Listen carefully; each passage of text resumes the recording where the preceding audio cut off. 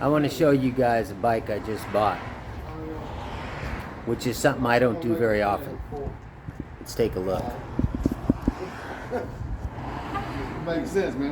Those bikes, man, they travel slow, but he's been all Siberia, Iran. He's talking about places. Quite a few guys have been asking me about this motorcycle, so I guess I should, this new motorcycle to me, so I guess I should talk about it a little bit or show it to you or whatever. But it's a 1995 Ultra, Electra Glide Ultra, and it was one owner. And this guy, he only put 16,000 miles on it. And I mean, who buys a bike, sits on it for 29 years, doesn't ride it, and then sells it? Now, right? And the interesting thing is, the good thing is the thing is completely unmolested. Nothing's been done to it. It has no cam, it's got the stock mufflers on it. It's like going through a time warp, going back to 95 and walking into the showroom floor and pulling a bike out. So, I'll show you what I got. I've started to make some changes to it just to hold my equipment. Mechanically, I'm doing nothing to it at this time. Nothing. I'm going to leave it the way the factory made it. So let's just take a look. Okay. You guys see there's no cam here. These two rivets are the original ones. The air filter is stock plastic with the plastic backing. The mufflers are stock, and there's nothing been changed. Nothing. It's like new. I haven't seen. It's amazing to me, right? The stereo's got its little cover on it. These covers, for those of you who don't know, they always break because they latch on the corner here.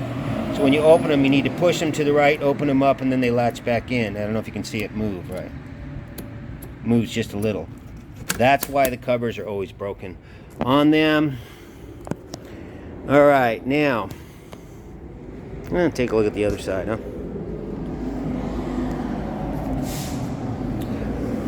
Same thing. It's just a brand new, unmolested, fully loaded. Well, it was fully loaded. Okay, now a major selling point for me is the unmolested part. People love to molest their Harleys, and when you get an older one, they are almost always molested, bunch of changes made. And the truth of the matter is that the majority of the time, it's just the way it is, the people that made the changes were not qualified to make them. And now you end up having to fix them all. And even if it's a hassle. And even if they were qualified, even if they did do a good job, a lot of times there's changes made that you didn't want changed. So let's take a look at the Blue Mule here. This bike is still my girl, right? Like, I'm not taking any parts off of this one for that one. But for instance, I got this with 34,000 miles on it, and it looked like that. It looked new. But 3,000 miles later, I blew a head gasket out in Utah, and when I took the top end off, I found that there was really high compression pistons, and I didn't know they were in there. And one of the studs had come out of the cylinder, or out of the cases, and been totally Mickey Moused back in, and it had pulled out again, and the cases were ruined. Also, the front wheel bearings were destroyed on these old bikes. They have great wheel bearings, they never wear out, but each wheel has to be set up individually by human hands. That's why Harley don't use them no more. But you can't over tighten them or you destroy them. And somebody had destroyed that front wheel. I ended up having to take the whole thing apart. There's more to that story. It's really kind of interesting. And I ended up having to set up the whole thing. So that's what happens. You always get molested stuff you got to mess with. I had to take some of the stuff off to make room for my equipment. This, because it's an Ultra, these had to go, right? So I don't have room for my stuff. The baby seat's, the high chair seat's gonna have to go. It came with one of these, right? Which I can't use. But I'll show you what's interesting. And yesterday, let me see here.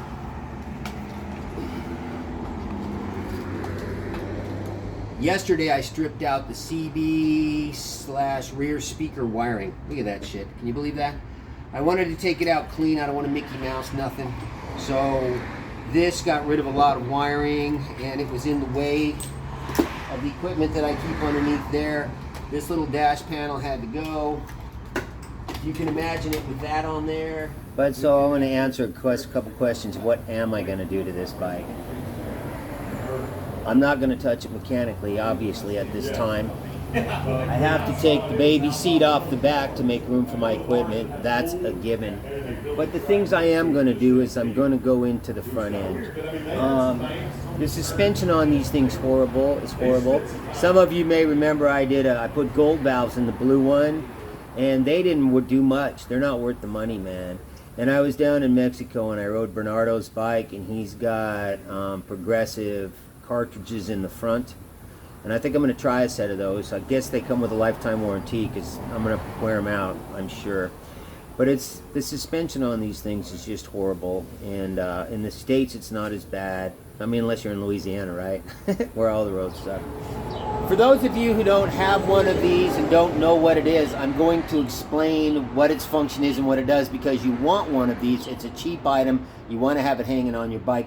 If you have this starter, which this particular starter was used for a long time. It's a very, very common starter, and it has a problem. And I've got to explain a little bit of what a starter solenoid is. Now, the starter uses more power than anything else on the vehicle. And the big wires that come off your battery on a motorcycle and in a car go only to the starter because it pulls so much power so fast. The wire that goes to the rest of the vehicle is a small one that comes off and powers the whole rest of the vehicle. Well, they can't run that up to your handlebars to your switch, so they hook it to a solenoid. A solenoid is an electric switch. The big wires come in. Let me show you it right here, okay? Okay, this wire up here comes right from the battery. It's hot. See the small wire? That's the one that goes to the rest of the bike. This one's only for the starter. It comes into the solenoid here. Then it comes out the other side right here, which goes right into the starter. See that? Now this here goes to the switch up on the handlebars. It operates a little electric magnet that is inside of this thing. Okay, now the magnet moves something in there that engages the whole thing. I'm not going to go into how it works. It's really actually a simple goddamn mechanism. But the problem you have with this particular starter a lot is that the switch will stop working up on the handlebars, and even though it's putting electricity to the starter, the electromagnet inside don't work. Nobody really seems to know why, but the problem is inside of the starter, because I have tried putting heat directly to it and that still doesn't fix it. I tried it just putting a button on, you know, that had power going right to this switch. That's not the problem. The problem's in the starter. And so the fix they came up with for it is this, and I'm going to put this on in only 3 little screws. There's really nothing behind it. It doesn't do anything. It just sits there. But I'll show you what its use is when I get it put on. Okay, now I've taken the screws out. This thing should just pull off of here. See it? Alright. Now the magnet moves this piece here. And when it's moved in all the way, it just engages. Okay, watch what happens if I just push that thing in with my thumb. Watch. See, and the key's not even on. So that forces the starter to engage. This has a button that moves this manually. And I'm going to put it on. Just goes on here. And I'll show you what it does as soon as I get it in there. Now, as you can see, it's just a button, huh? Makes the starter go no matter what's going on with the wiring. Okay. So the other things I'm going to do are going to be for cooling. I'm putting on an oil cooler. Rob found me an oil cooler, a Lockhart, and I got to go over to his shop and get it. I don't have it here yet. While I'm in the front end, I figure I'm going to change the handlebars, okay? And I'm going to put in some high output headlights, and I'm going to put in some switches so that I can turn the lights off, because I don't run them in the daytime. I think my charging system lasts longer, and my bulbs don't go dim nearly as quickly when I leave them off most of the time. The dashboard on these old dashboards has an extreme habit of going dim and bulbs burning out. The way they're wired on the Blue Mule here is when you turn the key on, they're on. You can't turn them off. I made a wiring harness in there so they would go off with the headlights when you turn the lights off. And I also put all new bulbs in it. Now one of the bulbs is burnt out and it's getting dim. And that's without having it on all the time. So those are the couple things I'm going to do. The oil cooler, I was going to cut up these lower fairing guards, and I'm going to tell you that made a major difference on this bike. In the days when they made these bikes, I don't believe Harley had the money to be using wind tunnels and stuff. But these old style lower fairing guards, they cut off a dramatic amount of wind from the motor. Let's take a look here.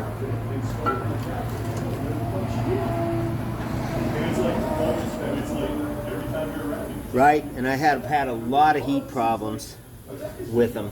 And in truth, if you just take them off, they're better. But anyway, I was looking years ago at the ones for the twin cams, and I figured they had the money to make them in a wind tunnel. Let's take a look at a set of those, because we've got some on this trike right here. Okay, I made this so you can open it.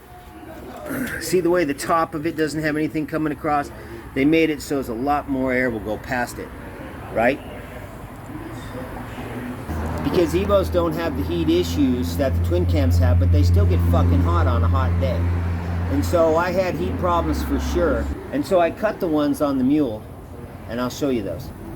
Okay, you can see I cut that piece back there.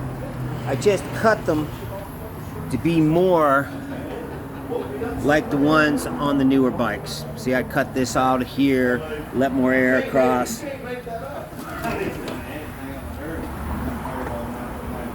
Right? It's better. And of course I put on an oil cooler, and that made a major difference in my heat. So I was going to cut those, but I was down at Rob's shop yesterday, and he don't want me to cut them because they're like virgins. He's looking at the bike, he's going, wow. He's like, I haven't seen anything like this in forever, you know. So those are rare. He wants me to take those off and put them in a box. He's going to get me a set of Chinese knockoffs that are more like these. I'm going to try that, and so I'll just put them on. It's a lot easier to do. These were a hassle to cut. Now another thing I want to talk about heat is that the air is moving back across the motor this way, of course from front to back, and right behind the rear cylinder, the air don't move here much. And every exhaust pipe, including the stock one that I've ever had, that screws around, has piping back in here, always creates real heat on my thighs. This bike does it because of that probably. And let's take a closer look at that.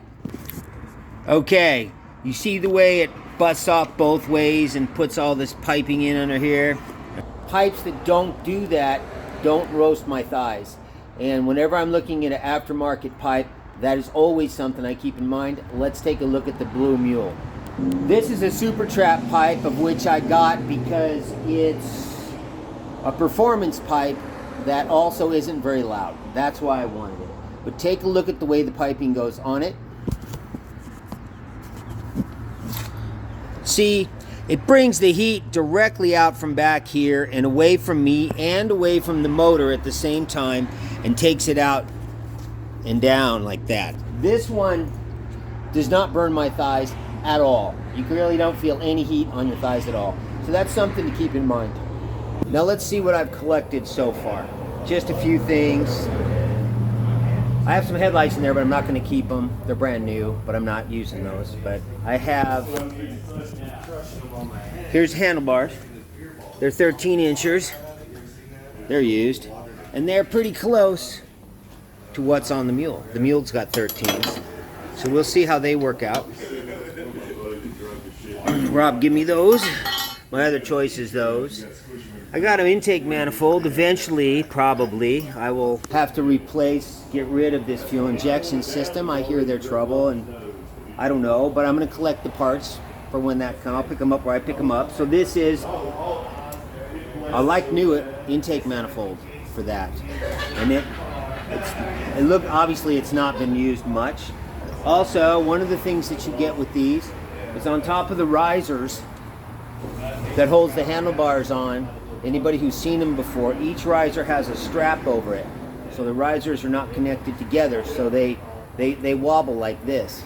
It's a really bad idea. And so I got one of these. While I'm in there, I'll put that over them. I did that on this bike. Keeps them from breaking. My last one, I broke them in the middle eventually.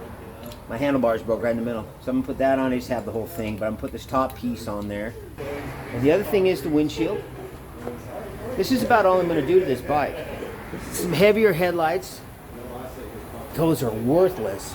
This windshield is just like foggy. I'm gonna tell you something about windshields, man. You should never use anything on them except water and a cloth or something that was made for them. Anything with ammonia, any of that stuff at the gas station does this to them. This guy was obviously using it because I can't hardly see through it. I had to come back here in the rain last night with the weak-ass headlights. Oh, I forgot how bad stock headlights are. It was scary for me even, and I'm not like new to that kind of shit. So the windshield, Rob gave me this one, which is better than what I had for sure, but it's not great, right? And it's off a later model bike. But what I'll do is take this one out, right? So I have this big one, and I'll trace that one over the top of this one, right? With a Sharpie, and then I'll cut it with a Dremel tool. I've done it with a handsaw, and then with thin blade hand saws you can get at the hardware store. But I think he's probably got a Dremel tool, which is kind of melting. And I'll cut the bottom off flat, and then I'll stick it into the bike. I'll drill a hole in the middle where the bolt goes in the middle, and I'll put one bolt through it, and then I'll just drill the other holes. That's what I did with this one. That's where I got it. I never buy windshields. You get takeoffs, man. And then I will cut the top of it probably once it's on the bike. Let the bike hold it. And then you just take a file and you file across the top and clean it off, and that works just fine. And probably Joe works doing windshields at the rallies. Eventually, one place or another, I'll get a takeoff because somebody will want a fancy windshield, and I'll get a takeoff and I'll cut that one, and I'll get a nice. That's where I got this one, right? And so that's about all I'm going to do to it, you guys. I'm probably going to take my axle out of the rear of this one. I have a system in there that helps to keep the swing arm from breaking. When they get old, they break. It doesn't need it now, but I've invented a system. I may move that, but that's it. I'm doing nothing else. The Blue Mule here still runs beautifully. I just started up, moved it over here. I think it's probably got a little more power than that one. It's got a cam in it. It is using some oil. It's in good running condition, actually. It's just getting to the point where there's a lot of worn out stuff. The frame's starting to rust. But in all honesty, at this point I still enjoy this bike more. But it's been giving me a little trouble. I've had to fix little stuff ongoing pretty often for a while now. And I have that one, and I'm probably going to park this one. And we'll see what I do with it. I may auction it. A friend of mine told me that he thought that auctioning it would be a good idea. Maybe somebody who will really want it because of the nostalgia of it. I'm thinking about that. You guys can tell me what you think about that idea. Because if I keep it, I'm going to end up putting it over in Rob's barn where it can sit forever, probably till after I'm dead. So what good is that? You know, I'd rather somebody had it who appreciated it for what it is. So anyways, that's it. That's the new bike. It runs fucking fantastic. This one needs a starter drive gear. I'm going to put that in before I park it. I have it over here. I'm buying a starter drive gear. I want it in completely functional running condition before I park it. I'm taking nothing off it except the shocks. That's it. So that's the deal. That's what's happening with the new bike. Guys were asking me, telling me they wanted to hear about it, wanted to see it, which why anybody wants to see an old 1995 Electra Glide, I don't know. But there it is. Okay, I'm staying here at Jody's shop again. And usually I camp in the back, but the property is sold, and so he has to move pretty soon, and I can't stay back there. So he's got me staying in the shop. There's a room that's not in use, and I got a couple buddies showed up, and we're all camped in there right now, and I'll show you that in a minute. But Sid rides a 1996 bagger, same as mine, but it's got 100,000 miles on it, right? Now, it used to be fuel injection, and when the injector started screwing up, they switched it to carburetor, but they're still using the ECM for the ignition, and you'll see about that in just a minute. So 2 nights ago, we're coming down this hill, comes to the shop, and Sid's bike backfired twice. He pulled in here, and it died right in front of the door. What a stroke of luck, huh?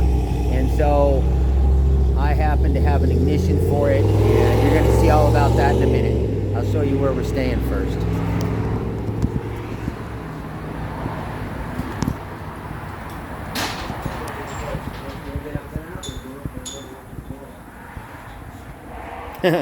This is it. Here's Sid. That's me. Alan didn't want to bother putting his tent up. He's 58, by the way. And he's sleeping there.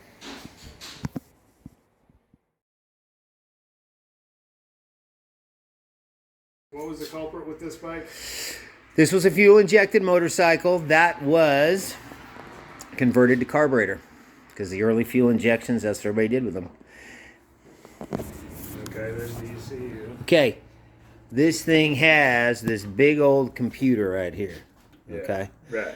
But it's not as invasive as the new ones. And it runs the fuel injection system and also the spark system that goes to the spark plugs. The ignition system, okay? So when they converted it, it ran fine when he got it until it didn't. And they yanked off the fuel injection system and put on this carburetor, okay? This S&S carburetor sit here, which you can do with these bikes. Yeah. But they left the ECU doing the spark system for the spark plugs, the ignition system, Yeah. right? And that quit last night. This thing took shit to bed last night. And so what we're doing is we just put in this S&S High 4 in it. So this thing here is now burnt out doing nothing. And we put in aftermarket. I happen to have that. That's why we put that in. I had that in my bike. I had my saddlebags, the spare that I had. I don't really need it. He's trading me some stuff I want for it. And so that eliminates this completely. Now, on the newer fuel injection systems, that computer's tied into everything. On these Harleys, I don't know about the Jap bikes, it's tied into your blinkers. You change a light bulb, you want to put in a different headlight or something, it pulls a different voltage, it throws a code. Some of those systems have a piece that goes in line that fools the computer, okay? If the sending unit for the speedometer, I think it goes in the top of the transmission, I think. But if that quits, your fucking motor won't run. All that crap is tied into your speedometer. Why you need that, I don't know. This bike has less sensors. It doesn't have them in the exhaust pipe.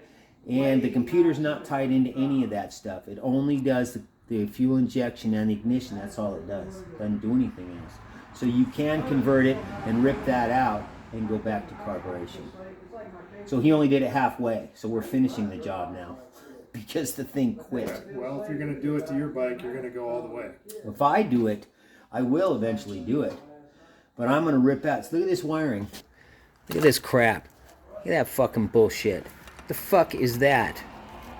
Okay, that is all unnecessary now. Look at this. Look at this shit here.